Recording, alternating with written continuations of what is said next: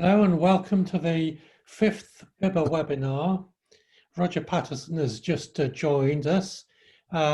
Before we start, can I just say that if you have any questions, click the Q&A button and type them up.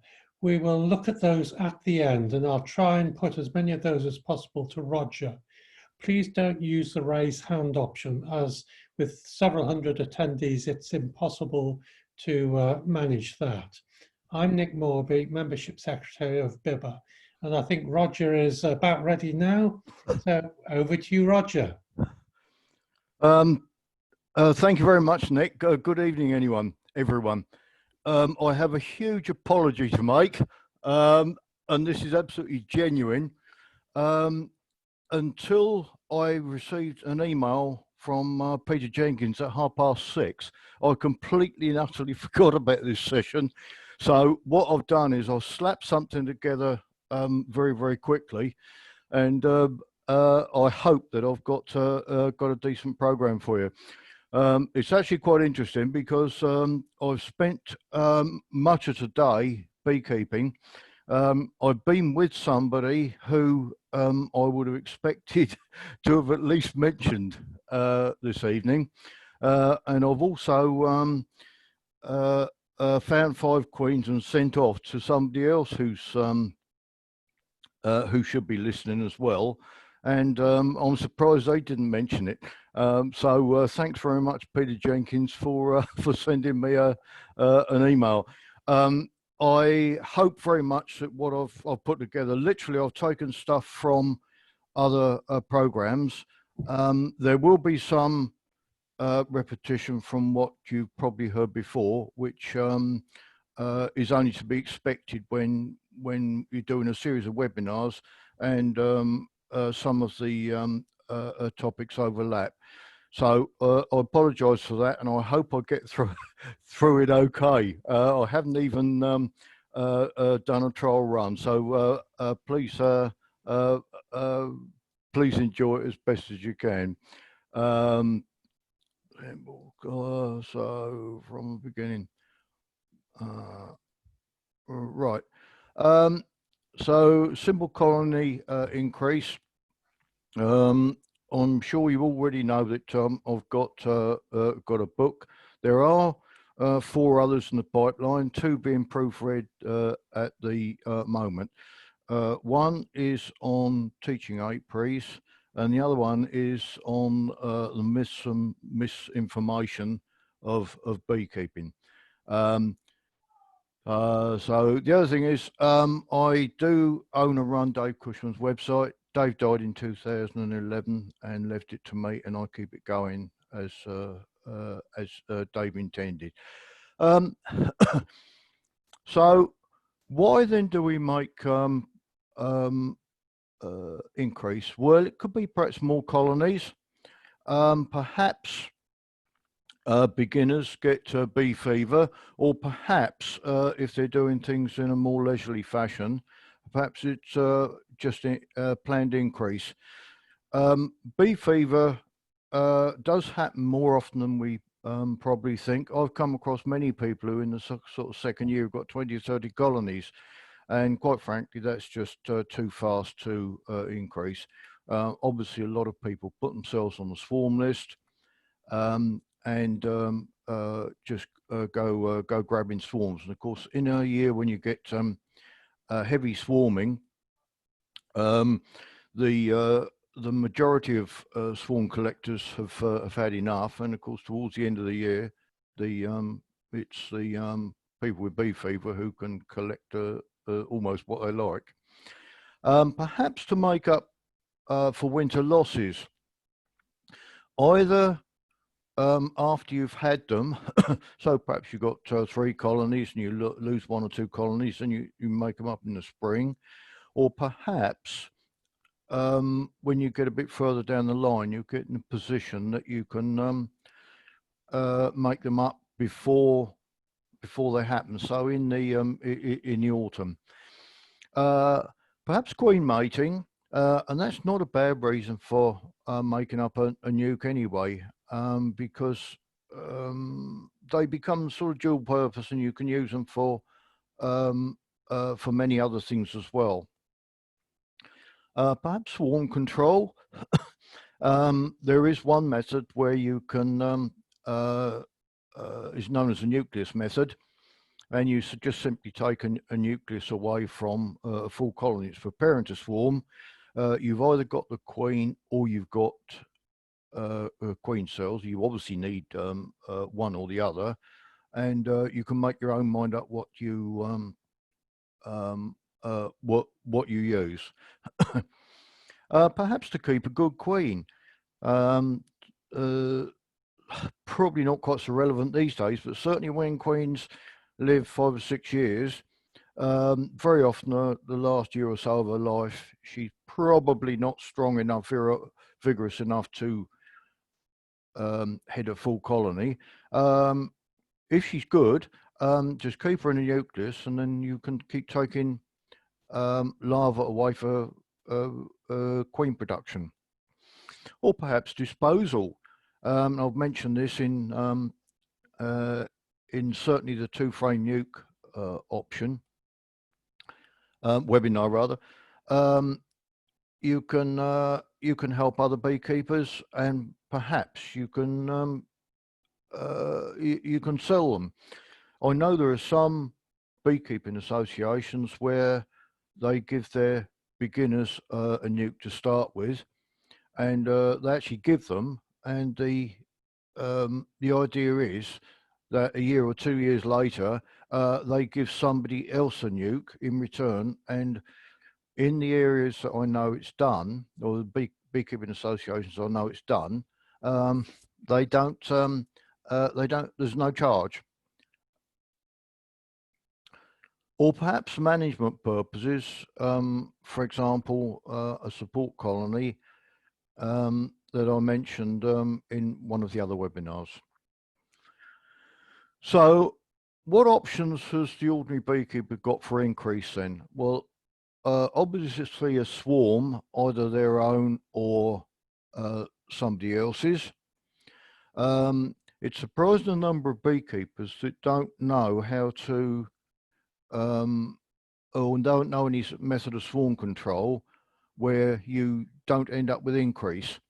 And many beekeepers aren't particularly good at preventing their bees from swarming anyway. So of course a swarm is one option. The most common method is probably on combs, where you simply split colonies, or you you take combs of bees from several colonies. So basically what you're doing is taking the nucleus, or even the colony, because you can make up a colony this way. You can certainly make a 10-frame colony from 4 or 5 colonies without any problem at all. Or perhaps buying bees. I really don't see the point of that, but I've done one question and answer session recently, and somebody asked if buying bees was better than producing your own. Well, I think there's an awful lot of fun in producing your own bees, and of course you learn a lot more as well. So what do you need to know then? I think this slide might be duplicated from some of the others, but there may well be people just looking at this this webinar, so I will go through it again.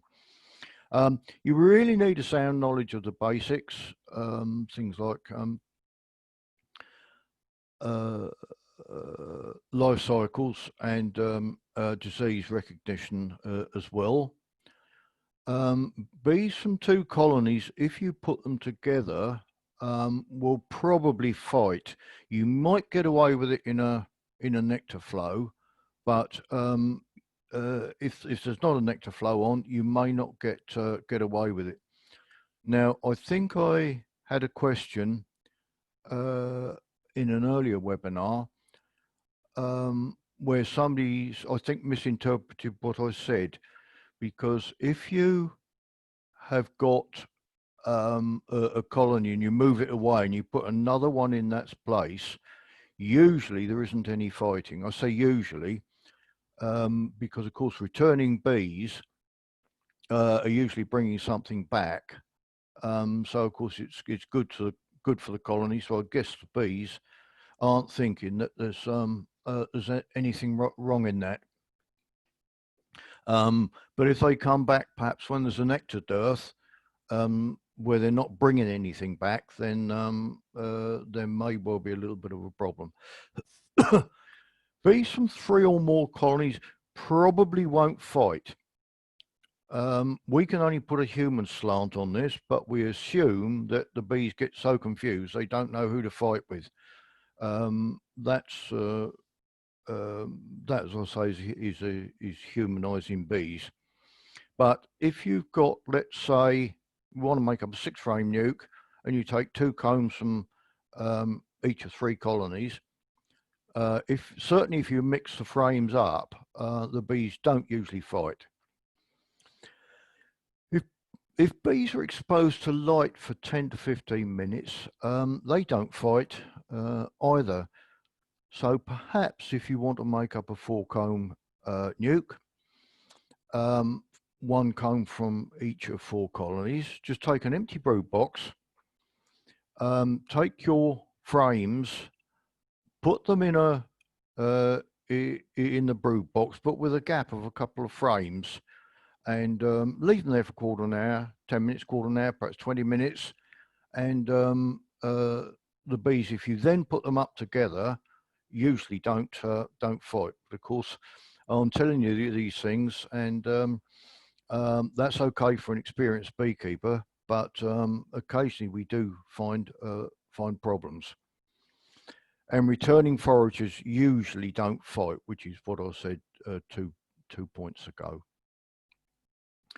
Young bees don't fight because they can't, so that's no real problem. So perhaps if you make up your colonies with young bees, that will be, excuse me, that will be an easy way of dealing with it. Now, of course, if you make your increase up on site, the flying bees are going to return home. So you've got to find some way of keeping the numbers up. Non-flying bees will struggle to defend themselves, so that is back again to effectively to young bees. If you feed a colony or a nucleus immediately after making it up, especially if it's in a nectar dearth, which I suppose is the only time you're going to do it anyway, or should do it, you can expect trouble. And I saw this at Louisville Green Teaching Apiary, where unfortunately where we made up a nucleus, and unfortunately, without asking me, somebody decided that we're going to feed it. I just read it in a book somewhere. And of course, what happens is the older bees get a belly full of this, then go out and go back home, and of course tell their sisters, or really half sisters, that there's a syrup syrup in a feeder 2 hives down. Let's go and share it. If you're going to feed a nucleus, I would normally recommend it. Leave it certainly a couple of days before you're going to feed. You're much better off giving it a frame of food. Having said that, gentle feeding will aid build up if your colony is queen right. Now, this is particularly important if you get towards the end of the year. In my area in West Sussex, perhaps middle of July onwards, the queens are beginning to ramp down because there's no point laying flat out. The more prolific ones will, more prolific queens will, but there's no point normally because, of course, they can't, the resulting adult workers can't do anything anyway. They can't do any foraging. So if perhaps you make up a colony in, let's say, early August, if you give it a very gentle feed, and by that I probably mean a you know, a jar, honey jar or something of that nature, with a few holes in the lid. Slow, gentle feed. It tends to get the queens laying again, and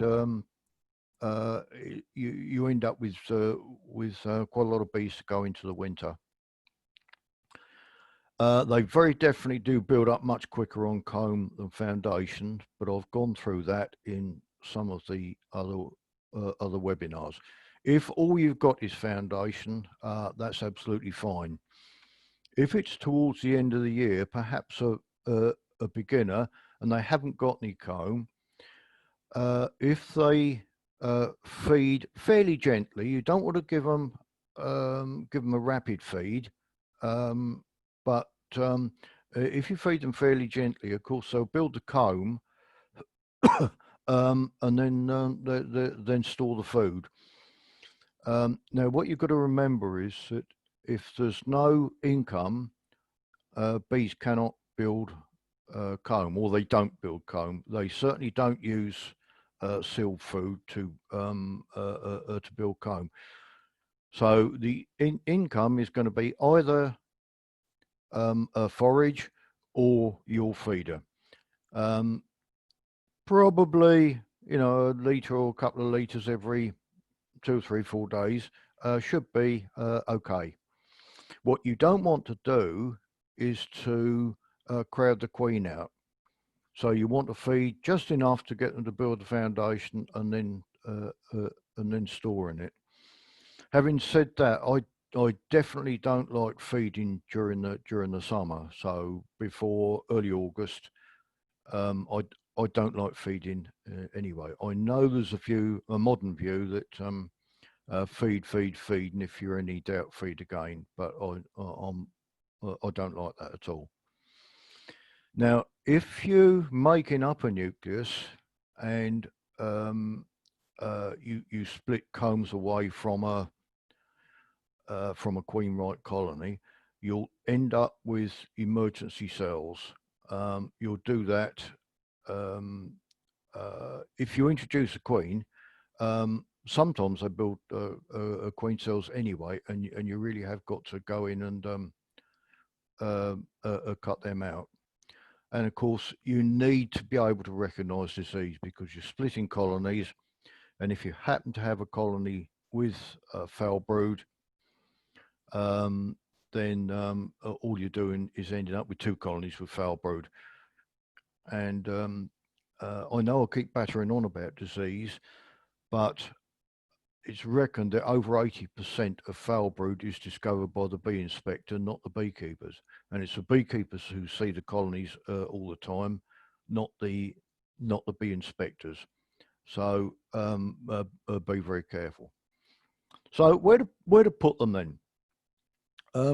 Well, if you have got somewhere 3 miles away, if you leave them there for 3 weeks or a bit more, and then bring them back, you won't lose any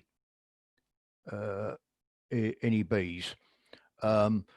That's okay if you've got somebody, perhaps with a garden, or a big garden, or an orchard, or a field, or woodland, or something like that. That works quite well, because certainly for beginners, and in fact some of us older, more experienced beekeepers, it's not always easy to gauge the number of bees in a colony. I still occasionally come back the following day and think, crikey, they're weak. I got that wrong. So just because you're a beginner doesn't mean to say that you're the only ones that get things wrong. But most people want to keep them at home. It's probably not the best way around it, but it's certainly manageable. So how do you prevent bees going home then? We all know tricks, or we think we do, and I'm afraid there are a lot of beekeepers who know tricks that they've never tried. Lightly shaking a frame is one that is uh, advised by almost everybody. And the idea is that if you lightly shake a frame, the older bees fly off, and what you've got is young bees left behind. That sounds great, but what nobody ever tells you is it's temperature reliant. Because if the weather is warm, virtually everything flies off or falls off. If it's cool, um, even the older bees hang on tighter, and they stay. So you've got to be a little bit careful about that. You really need to look to see the sort of bees that you've got on the frame. Anyway, you can tell younger bees because they've generally got their wings together, and they've got a sort of grey, downy sort of appearance, and generally no part of their body is shiny, whereas older bees, the wings can be further apart, and perhaps their thorax will be a little bit shiny because, of course, they've done a lot of work and they're rubbed up a lot against a lot of other bees and worn the hairs off the thorax.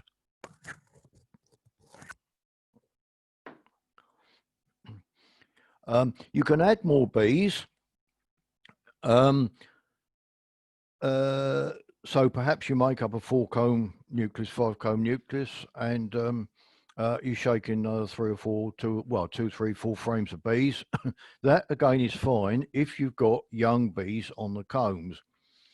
So you need to look at the combs to see the age of the bees to start with. One thing I like is that if you put frames of unsealed brood above a brood chamber in an empty brood chamber, so you have a look through your colonies. You don't have to use these frames, but if you find frames of young unsealed brood, old unsealed brood is no good because it's not still receiving anywhere near as much food. So if you probably half or 3/4 is young brood, shake all the bees off, go to a strong colony, put a queen excluder, although that's not important. It's probably better if you put a queen excluder so that you don't run the risk of taking the queen. Put a queen excluder over a brood chamber, then put an empty brood box and your shaken frames of young unsealed brood in that. Close it down. If you've got supers, you put the supers back, that's no problem. Close it down, walk away and leave it, come back in an hour, and those combs should be covered with young bees. You can then shake them into your nucleus and give the combs back to the colonies where they came from. I've seen this done by a few so-called clever demonstrators. They take a frame out of a colony and walk away 10 feet or so with it, and a few bees, of course, will fly off, as you'd expect them to, unless, of course, the weather's very cold. And they advocate this as a method to beginners of getting rid of the getting rid of the old bees. So all you got left are old bees. I mention this because I'm seeing more and more people do it, and quite frankly, it's absolutely useless. You just cannot get rid of enough older bees quick enough. And why these people keep coming out with these sort of things, I do not know. One method that's been used for a very long time is to put an obstacle in front of a hive. And the idea is that the bees come out, realize that they're coming out of somewhere that's new, or it's been moved or whatever, and they reorientate themselves. Well, I tried this on many occasions, and quite frankly, I don't think it works very well at all. I don't know why, but it doesn't. In theory, it should. And I think it might just be one of these false logic, false logic things. What you can do is to take a full colony. It could perhaps just be a a colony that's building up and it hasn't yet been supered. If you move that hive away for a day, obviously you put something in its place. If it's a good flying day, of course, all the flying bees will go back home. What you got left are young bees. So then, of course, you can shake those into your nucleus and then put the hive back. Only do it for a day though, because what will happen is if you're not careful, bees will orientate to that position and then come back to it. That's a nice little trick that you can sort of modify for various other things if you want to.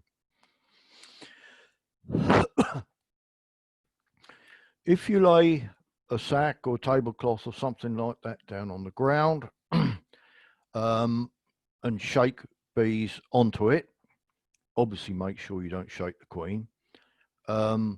What usually happens is, especially on a warm day, is that the older bees fly off home.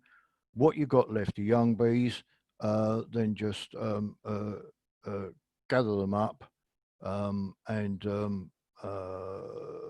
put them in with your nucleus. You can do the same thing, shaking them into a roof. It used to work a lot better when we had old deep roofs, you know, 8-inch deep roofs. It doesn't work so well with the shallow roofs that are more common now, because the bees just well up over the side. This is one. Oh, let me go back. Shake into a roof. Normally leave quarter an hour, 20 minutes, and the bees will fly back home. You can short circuit that by just giving the roof a couple of kicks, and of course the older bees fly off. Not perhaps quite so reliable, but it still works. The one I like best is to take your nuke box, put a sloping board up against the front in exactly the same way as if you were hiving a swarm. So a bit of an incline, but not too much. If you then shake brood combs onto the bottom of the board, not the top, bottom of the board, the flying bees will fly home. The young bees that can't fly will walk uphill, and bees do prefer to walk uphill than down. They'll walk up straight into your nucleus. This is what I mean about putting something in front of the hive. I don't know about anybody else listening, but it doesn't work very well for me. Or you can put it in place for an existing colony. And I've mentioned this on several other webinars. That really does work quite well. But of course, if you only got one or two colonies, you might not be in a position to do that.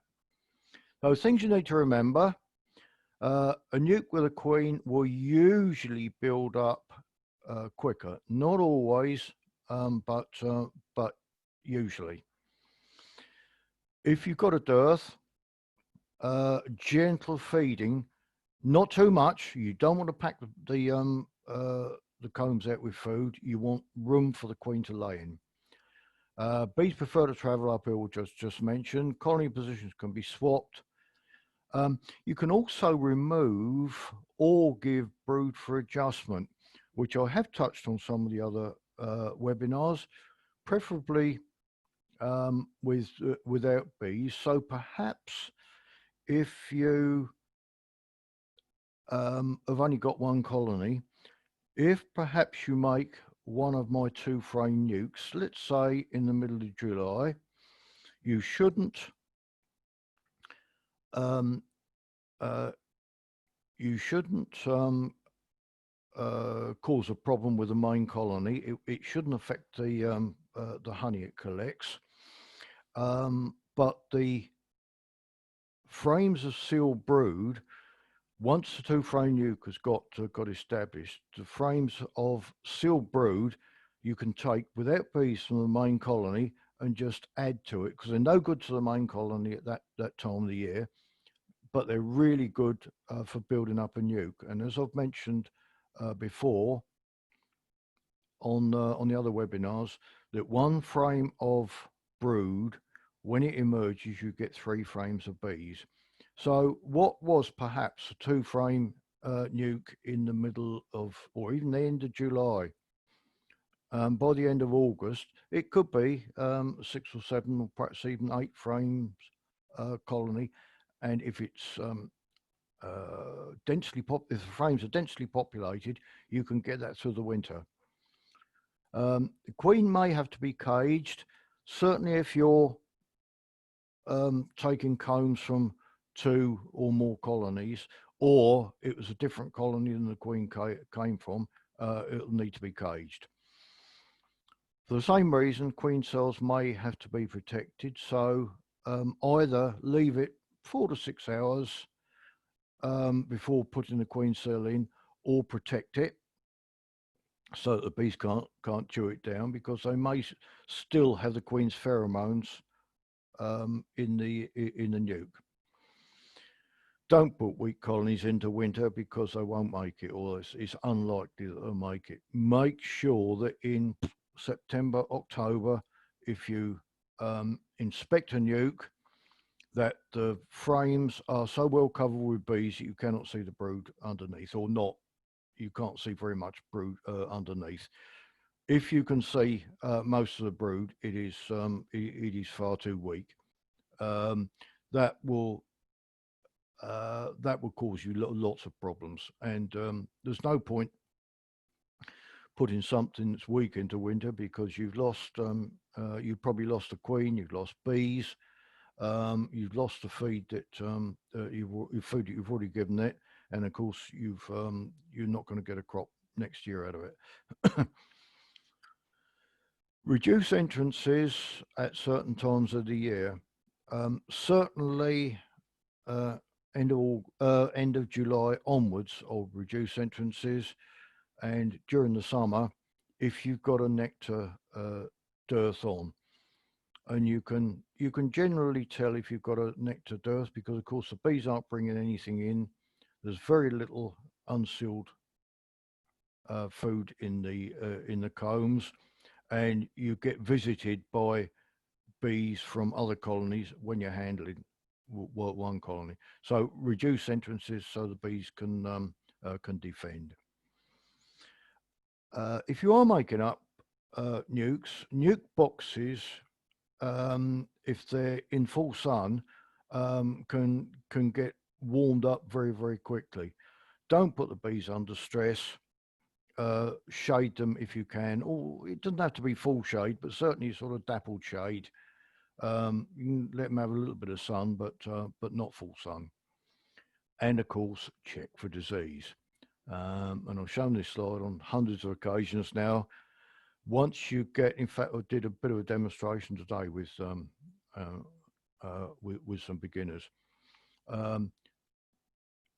As soon as you get the first frame in a colony that's got brood in all stages, check the sealed brood for signs of AFB, unsealed brood for signs of EFB. I'm not going to talk about diseases now other than that. So it really should be a habit for every beekeeper, almost the same as lighting a smoker or picking up a hive tool. So what do you need in equipment? No specialist equipment really needed. Perhaps a nuke box, but they're not essential. I'll talk a little bit about nuke boxes because I think it's quite important. When poly boxes first came out, I thought they were brilliant things, but there are quite a lot of problems with them that I find.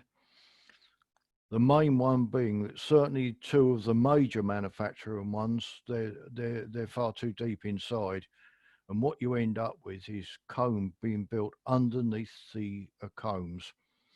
Now, if you then want to put that into a hive, standard hive, you've got to cut it off. But worse still, on many occasions, I've seen queen cells hidden in in that comb. I much prefer wooden ones. They're much tougher. They last longer. I know they're a bit heavier, but I find them much more much easier to use. You might need a few spare hive parts, but if you're going to make an increase, then you need something for the colonies to expand into. So to make increase, then you need frames. Well, it could be drawn combs, which I prefer, or foundation, which you may not got. Brood, possibly. It's handy because if you can put brood in a colony, it's almost a working colony right from the start. The other option perhaps is a swarm, or I have known people shake bees off off combs to effectively produce a swarm. The Americans would call it a package, but I don't like that. You obviously need food, and that is honey and pollen. Pollen isn't usually a problem in most areas, but honey can be. Or let's say stored stored liquid food. I have even seen in teaching apiaries nukes being made up with virtually no food in, and it doesn't make sense to me. You clearly need bees. Well, I've spoken a little bit about how to get them, and of course you need a queen or means of making one. Now that can be a queen cell, or it can possibly be, if perhaps you're making up a nuke from a colony, give the queen to the nucleus and let the parent colony raise emergency cells, and you need to expand because depending on how you make up the increase, it makes quite a difference on the rate of expansion, certainly over the next 3 weeks. If you've got a lot of unsealed brood, it will expand, it will almost explode. But if you've got perhaps a normal balance, the expansion will be much more gentle. And you do need a lot of lateral thinking, but you need that in beekeeping anyway. You need to be able to look at a nuke and say, right, if I do so and so, or what I've done, what's it going to be like in a week's time, 2 weeks, 4 weeks, or whatever. So make an increase in colonies then. How do you make a new colony? Well, there's lots of methods, far more than what I'm going to give you, and you can combine some of them as well. So you need to make some decisions. Do you actually want honey? If you've only got 1 or 2 colonies, you want to get up to 4 perhaps, you may need to sacrifice some of your honey. So don't go promising people honey if you're not going to be able to supply it. Then have a look, how many extra colonies do you actually want? If things start going wrong, you may perhaps lose a colony, especially if you're a beginner. You make up a nucleus, and you end up with either a drone laying queen or something happened with the queen. She hasn't come back from mating flight, or in some instances these days, you can have queens with deformed wings. They simply cannot go out to get mated. The more inexperienced you are, the longer it's probably going to take you to realize that. And I don't know what it is. Perhaps it's the viruses these days, but certainly colonies in in those sort of states seem to go downhill a lot faster than they used to. Probably more importantly, how many do you actually want next spring? Because it may well be that you put extra into colonies into winter. Let's say you want 4 coming out in the spring. You might want to put 5 in the winter in the expectation that you'll lose 1 colony. You need to ask yourself, can you actually look after them properly? Because as I've mentioned with bee fever, there are some people, only a small number, thankfully, who build up to the point where they simply cannot look after their bees properly. They don't always know what they're doing, so things take them longer. They haven't got the time they thought they had, the usual sort of thing. Now, if you've got BDI, standard BDI covers you for 3 colonies. So if you get up above 3, if you do have foul brood, your bees are destroyed because you've gone over the amount that you're covered for. You won't be covered at all. So you need to be careful about that. And 3 is a historical figure, but at the same time, it's a sort of figure that fairly inexperienced beekeepers are likely to break through quite easily. It could be that all of a sudden somebody offers you a swarm. So you're probably going to take it. So you go from your 3 colonies you intended having up to 4. That swarm comes in with foul brood, although I've only ever known 1 swarm with foul brood. But you have a problem, you call in the bee inspector, or the bee inspector discovers it, and of course your other colonies aren't covered. So if you want to get up above your 3, then increase your BDI cover if indeed you might want to claim. Now don't forget the 40-day rule. Because after 31st of March, if you increase cover, it doesn't take effect for 40 days.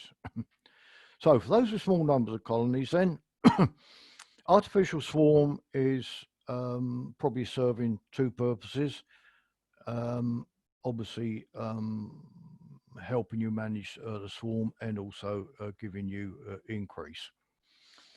So if you do it early enough, perhaps you colonies preparing to swarm early, it could be that perhaps you're in an Hornsey rape district and you haven't got your supers on quick enough, so of course up go the swarm cells. You could have honey as well, because the parent colony may recover for a later flow. So it suits 2 purposes. The only downside to that is you've got to wait for the bees to decide when you're going to have increase. But it is simple for small numbers.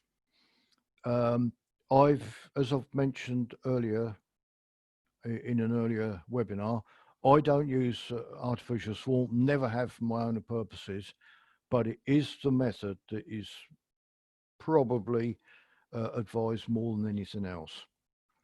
So here's a slight variation on it. If you move the original parent colony away, after a couple of days, most of the flying bees have gone to the original site. So you've got young bees on there. So you could split that up again, and you can then move those exactly where you like. It really doesn't matter. So there's a simple variation. You can then you've then got the chance for a brood to emerge, so that perhaps you if you give it a queen cell, give each one a queen cell.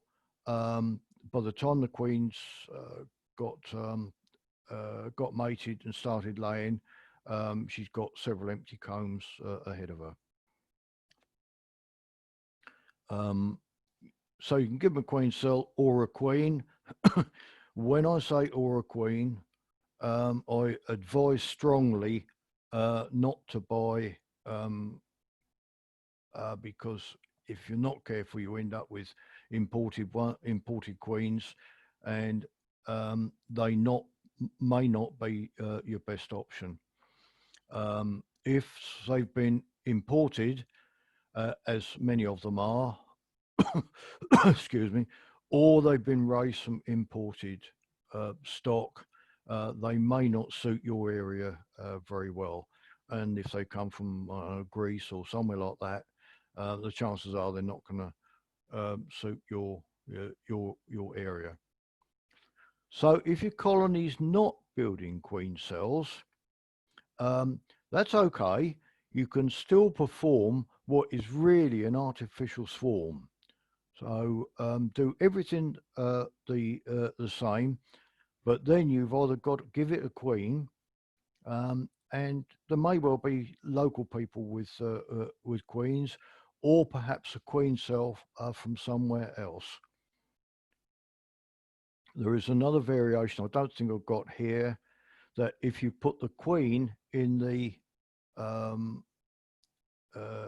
in what's really effectively the swarm, the main colony can raise emergency cells, and you can do it that way. So simple splitting. Version 1, you can take bees and combs from one colony. Now it could be 2, 3, 4 combs. That's fine. You could do that really any time of the year. So standard nucleus, perhaps 3 to 5 frames. Give it 1 to 2 frames of brood. Mainly sealed if you can.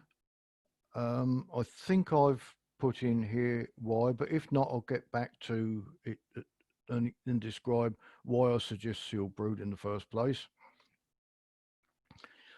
And then put an empty comb next to the food. So you've got food, empty comb, and then your brood. So that, and then of course other combs, so that your colony can then expand both ways, rather than the food frame being a barrier and the colony only able to expand in one direction. So give it a queen or a queen cell. I'm not talking too much about queens or queen cells here. That's either been done or hopefully we'll be doing it. Now you can do that in a nuke box or a full brood box if you haven't got a nuke box. Don't forget, close the entrance down. If you do it in a full colony, put the entrance block in or close the entrance down, and make sure that you've got the bees right by the entrance. If you put them over to one side, the bees are going to find it difficulty defending the entrance, and then they could be open to bees and wasps. And I just noticed, certainly in the last week in my area, wasps all of a sudden are beginning to get a bit of a problem. Now, I keep mentioning this, it needs to be strong in bees. So if you look, let's say the following day, you need to make sure that you've got lots of bees in your colony and they all haven't, or most of them haven't flown home. Because you've put sealed brood in, don't forget, like I keep saying, 1 frame of brood when it emerges, 3 frames of bees or thereabouts. And that really is quite important, and it's not pushed enough to the point where I've seen ever so many nukes swarm simply because they get crowded out and the beekeeper hasn't noticed. So if perhaps you're a weekend beekeeper, you look at your colony a week after you've made it up, and you can be surprised at how much it's grown. So here's another version. You can build up to a full colony. Now it may have supers on, doesn't really matter. you can then split that colony into two, fairly close to the original site. You can either remove the supers to other colonies or share them between the two colonies. This works really well fairly early in the season, so don't worry about supers being on a colony. Preferably give both of them a queen or a queen cell. Don't give one a queen and another one a queen cell, because what will probably happen is the flying bees that come back, and you've obviously noticed, or I hope you've noticed, where are the bees going to go? Because all of a sudden they've got two options. The half with the queen in, they will fan at the entrance more and draw bees back to the back to their half, if you get what I mean. So the bees need to be shared. Now, you've got to keep an eye on it, this absolutely immediately, because within 5 minutes you can get the front of one hive covered up, because returning bees, they realise that they've lost their own hive and something else is put in its place. So once they find one, they will start fanning. It only takes 2 or 3 bees to fan on one, and they all come back to that one. So what you need to do is, if they all come back to one, like on the left here, just move the hives a shade. You can see where bees are coming back to until they even up, and then adjustments can be made later. Probably the next half hour after making it up is quite crucial. You might have to stay there, and if one of them is attracting more bees than the other, just move that a couple of feet, something like that, perhaps 3 feet, and then once you've made them up, and they've got locked into their own hive, you can then start moving them to wherever you want to. So basically, that's splitting up one colony into two. 2-frame nuke, which I've mentioned, so I won't go into that anymore, because we've done one webinar on that. If you are making up a nucleus, in my opinion, it's much better to give it a frame, give it its own food, rather than try and feed it. I know there's a view that you should always feed a nuke. I very, very rarely have. If you've got a nectar dearth, then you've probably got to do something, but try to give it some food and comb if you possibly can. When I say sealed brood, that's what I mean. You can't always tell the age of it. If you have a look and see if you've got quite a lot of bees that are emerging, then you're pretty certain that it's quite old. But if not, just uncap a few cells in different places, you know, bottom left corner, bottom right corner, top, that sort of thing. And if they're different sort of ages, you can work out roughly how long it would take for that comb to emerge. Make sure any frames that you move are well covered with bees like that. So here's making increasing. You'll probably find that you need spare combs. Well, those two have got combs, empty combs in them. Make sure it's well stocked, like that. If you've got bees coming up over the top like that, then you're probably going to be okay. Now, queen introduction. It's not as easy as it was. I'm only going to do this briefly. I'm finding that it's nowhere near as reliable. At one stage, when I started keeping bees, the general method of introducing the queen was take a queen away from one colony, put a queen in a matchbox, and I mean a cardboard matchbox, not a wooden one. Cardboard matchbox with 3 or 4 workers. Just leave it slightly open. Put that over the frames with the entrance or the exit facing downwards. Walk away and leave it. Come back 2 weeks later, and the queen would have been released, and she'd have been laying away, no trouble at all. It used to be really as easy as that. Now, okay, we don't get so many cardboard matchboxes, so we use queen cages.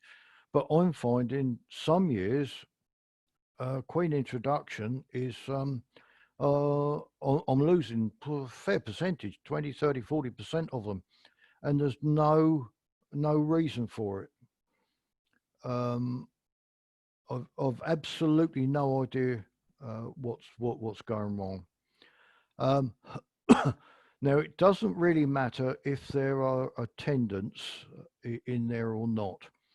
I know a lot of people take the attendants out, but if you've taken a queen away from a colony and you give it a queen on her own, it will take probably an hour or so for the bees to realise their queenness themselves.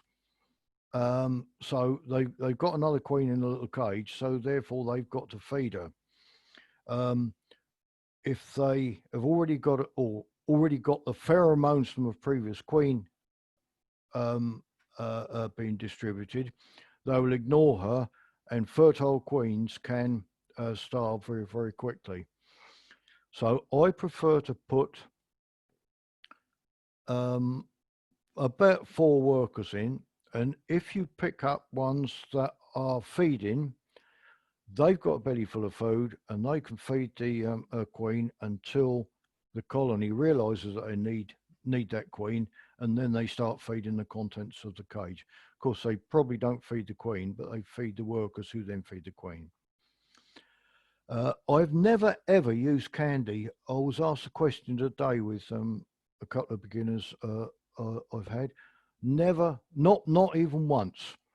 Although, having said that, I've sent 5 queens off to somebody else today, and I put candy there, but just for them to feed. When I say candy, substitute that for fondant. It's exactly the same thing, but it's it's termed exactly the same stuff. It's termed fondant for a full colony, or queen candy. We don't call it queen fondant. I like the puzzle cages, which are those long plastic jobs. I think they're as good as anything. There's somewhere for the queen to hide. There's plenty of room inside. There are holes all the way around, so they should have access to, the bees in the colony should have access to the queen. I tend to put them between the frames if possible, and the reason for that is that the lids do unclip. So if you just lay them on top of the frame and then perhaps put the crown board on top of that, when you come and take the crown board off, you end up taking the lid off the box. Now, I've started releasing them after 48 hours. That's if I take a queen out of a colony and replace with another one. I used to leave it 24 hours without any problems, but as I say, I'm having more and more problems. Now, I have released 2 queens today after 24 hours, but one had been queenless for 4 days, and the other one was where a queen failed to mate, and there wasn't even any brood in the hive, so the bees were hopelessly queenless. And then check in 7 days maximum. I know we're told not to look for queens, just let them get on, but it's surprising the number that that get rejected, and then of course you end up with emergency cells. So here's a puzzle cage over the top of combs. That looks like a a nuke that I've made up, and 24 to 48 hours is normal.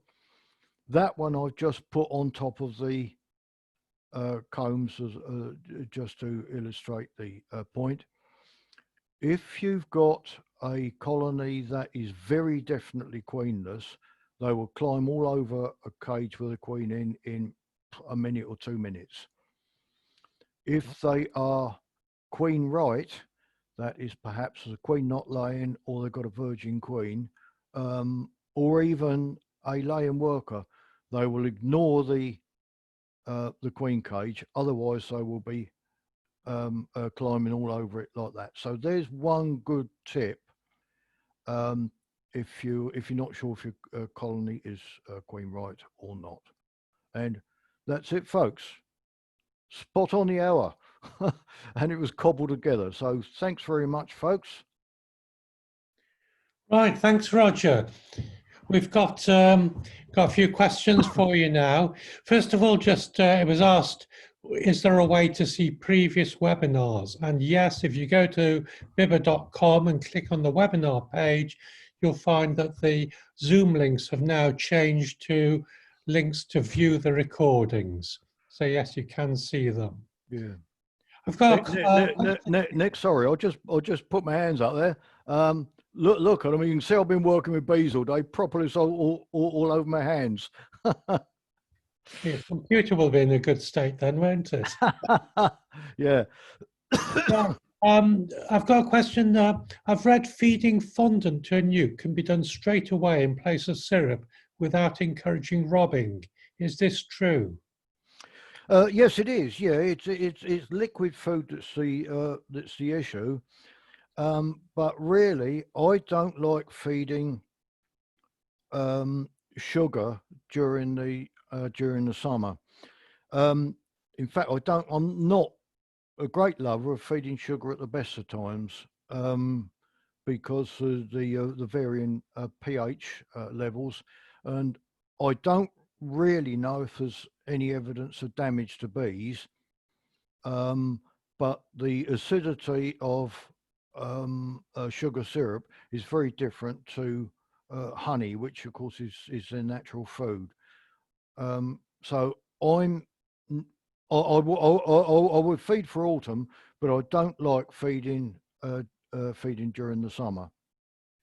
Roger, I think this was when you first made up a nuke, and you said don't feed it immediately because the older bees can go back and tell the rest where to come to rob. Yep. Feed them with fondant right away. Yeah. Oh, yes. You can do that. Of course, one of the problems with these webinars is that we don't know who the audience are, and somebody who's only been keeping bees 12 months won't know as much as somebody who's been keeping bees 12 years. So it's quite difficult to satisfy both sorts of beekeepers. Yeah, there's no reason why you can't feed fondant. I never have, but I see nothing wrong in it. And of course, the thing is, with a beginner, they may not have the frames of food that somebody with half a dozen colonies has got. So yeah. Okay. Now we've got a couple of questions based on the same thing. Is to stop the bees going home after you first made up nukes. How about closing the entrance for a few days so that they reorientate when you let them out? What do you think of that? I've never done it. I think you're going to stress them horribly, because certainly if the temperature's up, they're going to want to be out. And I've not seen anything about this, but I would think it's probably going to cause problems with nosema. It's probably going to cause problems with chronic bee paralysis virus, because you've got a lot of bees in there shut up and in crowded conditions. I wouldn't have thought it was going to do bees any good at all. Having said that, in the old days, they used to put bees on trains and move them around. Certainly, if you read the older books, go back to sort of 1900, 1920, they'll probably mention mention it. And whether it did the bees any harm or not, I don't know. I'm all for reducing stress from bees if you possibly can, because of course it opens it up for all sorts of things like disease, as well. Just keep it nice and simple, I think. Okay, thanks. How long do you like to leave a colony queenless following removal of an old or failing queen before introducing a new young queen that you've raised? Well, as I've said, I very often do it straight away. But if you leave leave a colony queenless, within probably 2 days, they're going to start building emergency cells. So what you'll probably have to do is to go into the colony, shake the bees off all the combs.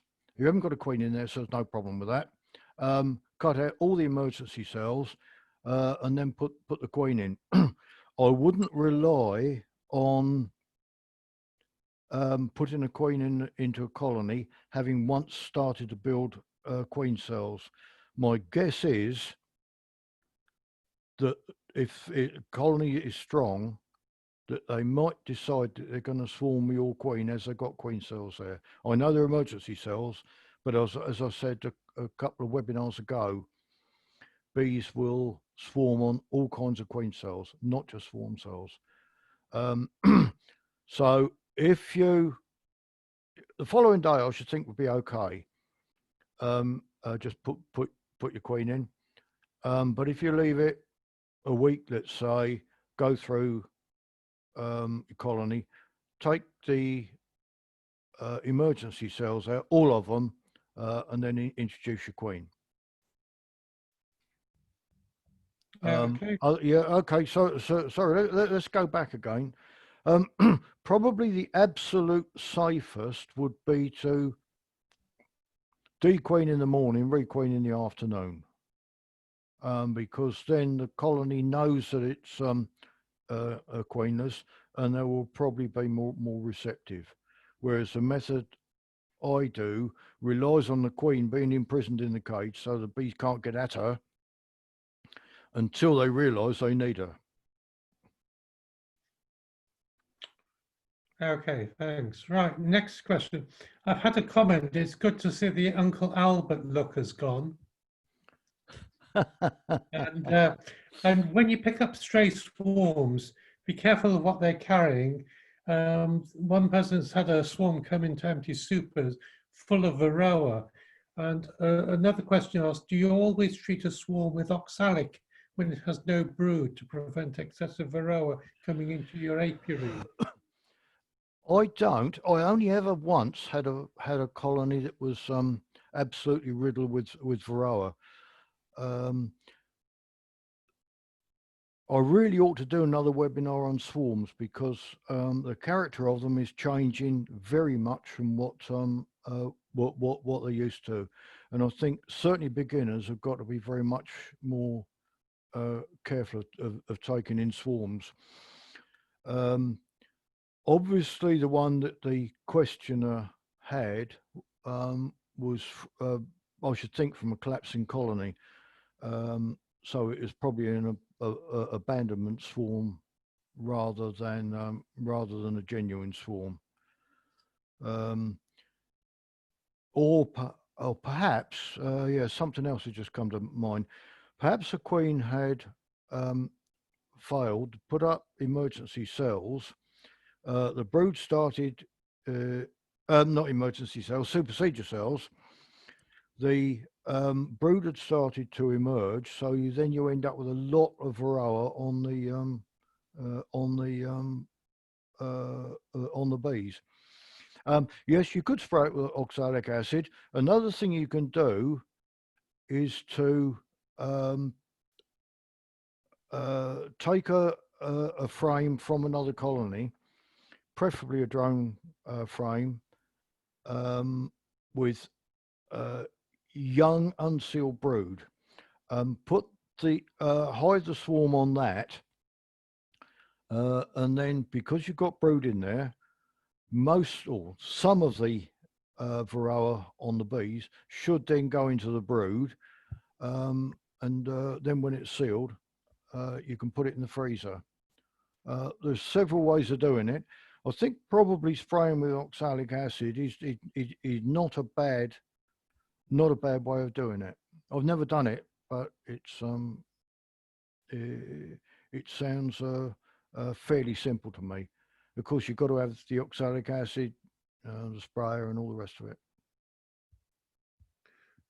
Okay, thanks. What would you do if you're trying to requeen a colony that has a drone laying worker? I'm not sure if I went through that on one of these webinars or not. I think all you can do is to literally just chuck the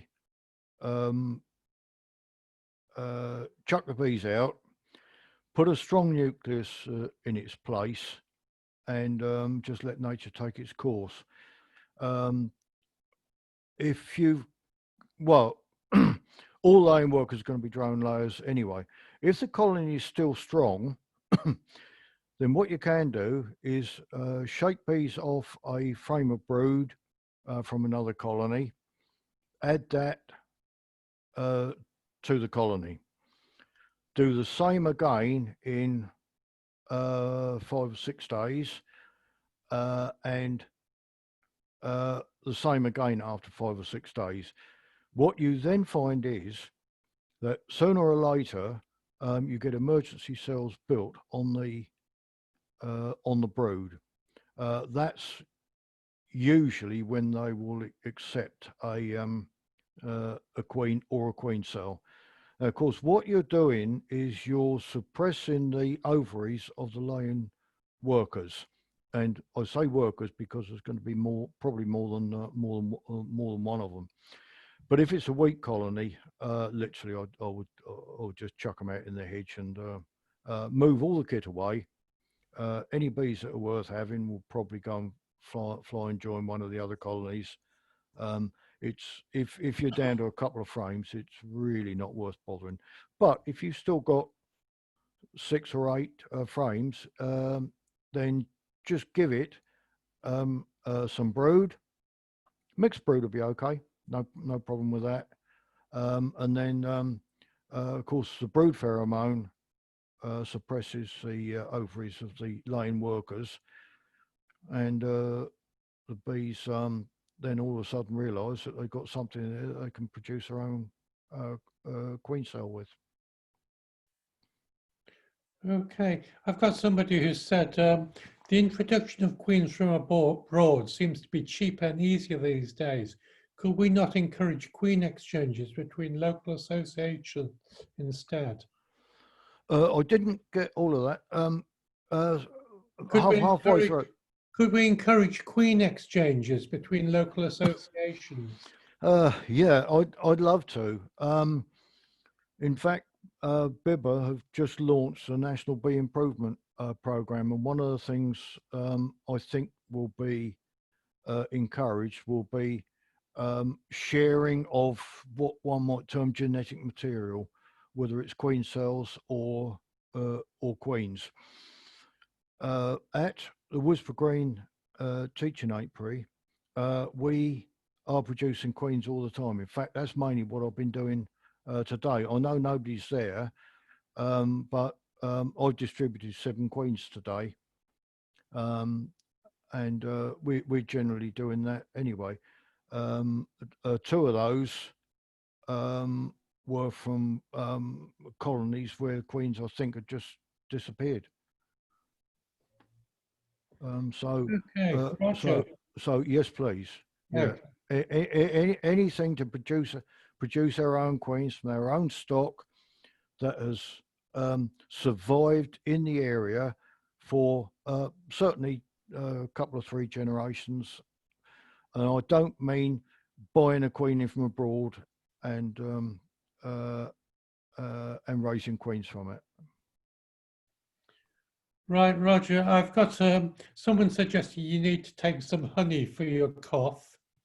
And we hope they haven't got COVID-19. Yeah, the problem is that honey's so expensive that I can't afford it, Nick. We'll club together to buy you a £40.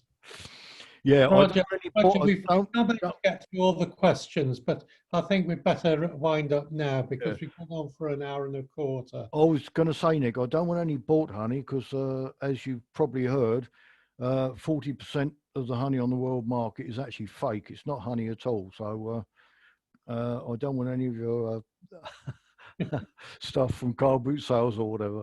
Oh, that's a shame. Right, Roger, thank you very much. Thank you. So sorry about it being cobbled together quickly, but it was really put together in half an hour. So I'm sorry about the quality of it. Right, well, we might not employ you again, Roger. Okay, or I will accept that. Thanks to everyone who joined us, and this webinar will be online for you to view within 24 hours, and the previous ones are already online at BIBBA.com. Yeah, and yeah, good night, everybody. Thanks for listening.